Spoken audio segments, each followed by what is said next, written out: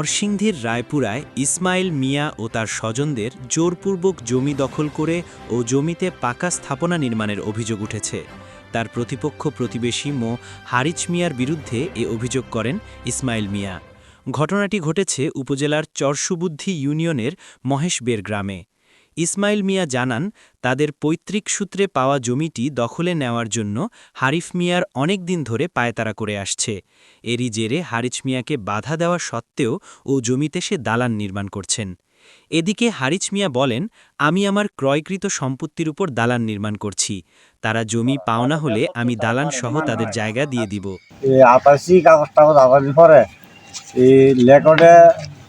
লেকর্ডে আর ফরসায় আমরা এগুলো ফানা কিছু পৈতৃক সম্পত্তি আপনাদের পৈতৃক সম্পত্তি আমরা কিছু ফানা হয়। ফানা হওয়ার থেকে আমরা কিছুদিন আগে এই জায়গাতে আমরা 5 জন ডাক দিছি।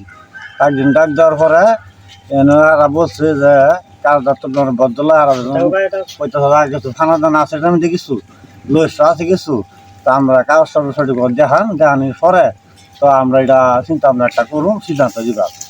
এবার তো জেলা বেচছে ইলাই আসি না, আর জেলা নিয়ে করে কিনা লাগছে ইলা বাই আসি না। এরা বলছে যে 1 বছর পরে কাগজ বাক করে দিব, এই জেলা বেচছে ইলা কইতাছে। দরবারের লোকেরা বলতেছে 1 বছর না 1 মাসের ভিতরে এটা সিদ্ধান্ত একটা কাগজপত্র বাক করে তোমরা দিবা, এরপরে কাজকর্ম চলবো। তাহলে মাইনা গেছে 1 মাস পরে কাজকর্ম করবো, কাগজপত্র বাক করে সাজা। এর মধ্যে আর কাগজপত্র না বাক করে ওই আর কাজ চলতেছে। কাজ চলার পরে আমরা গত 3 দিন আগে আমার বাতা দিছে, বাতা দেওয়ার পরে আবার করছি। বলতেছে এদের জায়গার মধ্যে আপনি মানে বিল্ডিং করতেছেন। বিল্ডিং করতেছি আর তো আমার বাড়ির মানুষ, আমার বাড়ির মানুষ যার কাছে কিনা লাগছে আর আরেক বাড়ির মানুষ। আমি জায়গা দিই তোরা পান বিল্ডিং শুদ্ধ সাইডে দিয়ে তোরা দাম তোরা লিয়া কাজ করছি হারার লোক।